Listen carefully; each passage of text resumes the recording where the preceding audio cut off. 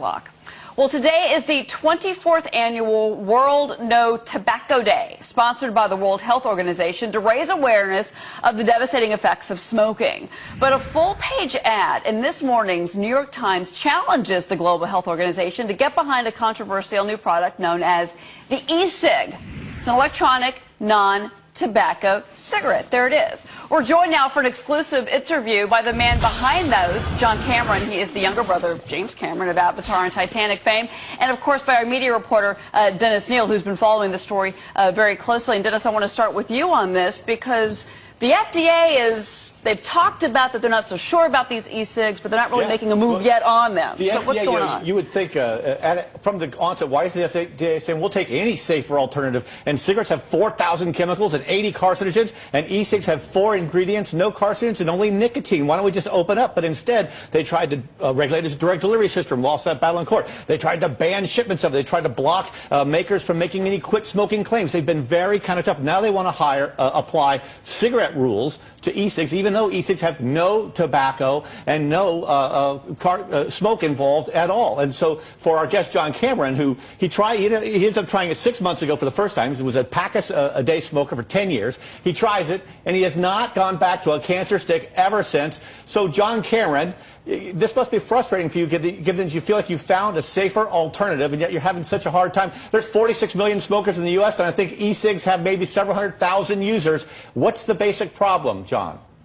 Well, I think the problem is just people don't understand what it is. There's a lot of misconception around electronic cigarettes. I talk to people every day about what an electronic cigarette is. I'm on the phone constantly, everyone I bump into, and most people don't realize that there just isn't any tobacco product inside of the electronic cigarette.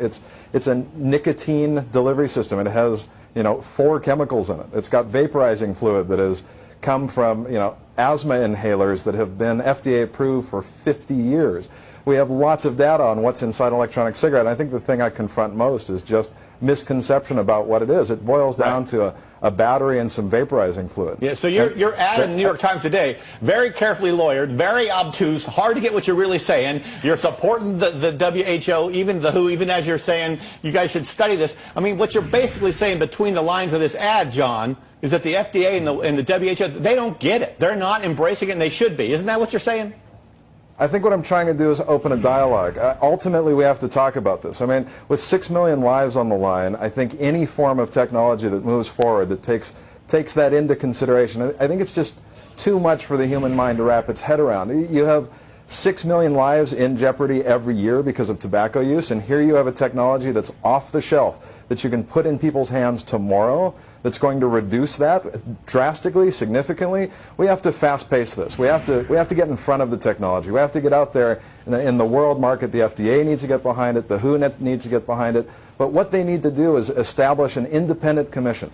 I think we've learned a lot from tobacco smoke, and what we've learned is that science done by the industry that's promoting their technology isn't the best science. It's not in the best interest of the consumer. What we need is independent research, and we need to open that dialogue. We need to get the World Health Organization aware that this is an amazing harm reducer for the human race. Well, the reality is it's not just the 6 million lives that you lose every year. 50% of those lives are cut down in the prime of their life.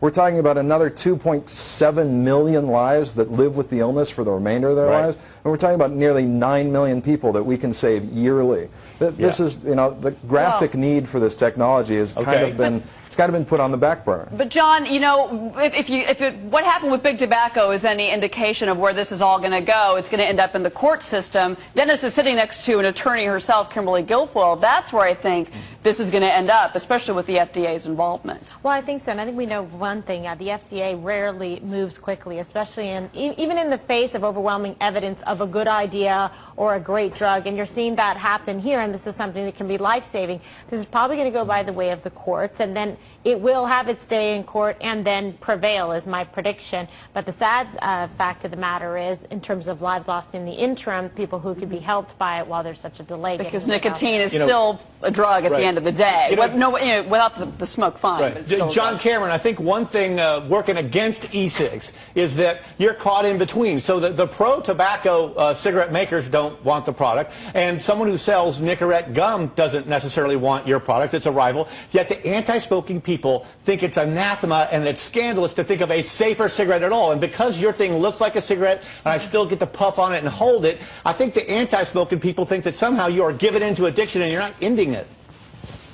Well, look, addiction is serious business. And being a pack-a-day smoker for 10 years, I know how hard it is to quit.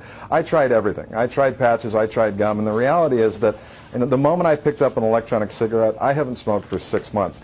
For me, that's a big deal. More amazingly, I can put down an electronic cigarette whenever I choose to.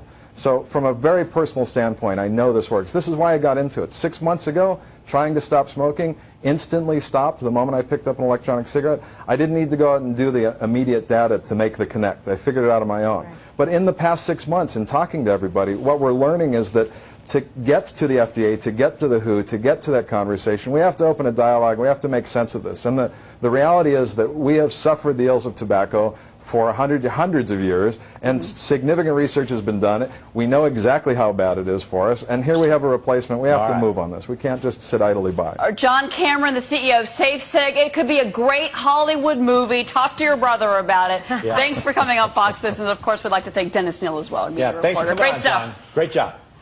Thanks so much for having me. Okay, well, coming up.